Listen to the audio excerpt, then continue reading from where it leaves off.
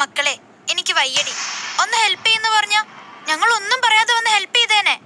ഇങ്ങനെയല്ലല്ലോ സംസാരിക്കുന്നേ, ആണോ? എന്തുകൊണ്ടാ? എനിക്കറിയാൻ മേല. വരുന്ന കാര്യം പറഞ്ഞപ്പോ ഞങ്ങൾ പറഞ്ഞു രോഹിയേട്ടൻ അടിപൊളിയായിട്ട് ചെയ്യുന്നു. രോഹിയേട്ടനോട് പറഞ്ഞാൽ മതി എന്ന് പറഞ്ഞപ്പോ അമ്മയ്ക്ക് വയ്യ, മടിയെന്നാണോ? നിന്റെ ഫോൺ എന്തായാലും ഇപ്പൊ തരാൻ എനിക്ക് മനസ്സില്ല. മാറ്റമില്ലാത്ത തീരുമാനത്തിൽ ഇല്ല എന്നാ ഞാൻ പറഞ്ഞേ. എന്റെ വീട്ടിൽ വന്ന് കയറിയവളെ, എന്റെ വീട്ടിൽ നിന്ന് ഇറങ്ങിപ്പോയവളെ, എന്റെ കുടുംബം കുളം തോണ്ടിയവളെ, എന്റെ മക്കളെ മയക്കിയെടുത്തവളെ, അഹങ്കാരി. അച്ഛൻ മരുന്നെല്ലാം മുടങ്ങാതെ കഴിക്കണേ. ഞാനുണ്ടായിരുന്നപ്പോ എല്ലാം കൃത്യമായിട്ട് നോക്കിക്കൊണ്ടിരുന്നതാ. കൃഷ്ണമോളോട് ഞാൻ എല്ലാം പറഞ്ഞേൽപ്പിച്ചിട്ടാണല്ലോ പോകുന്നത്.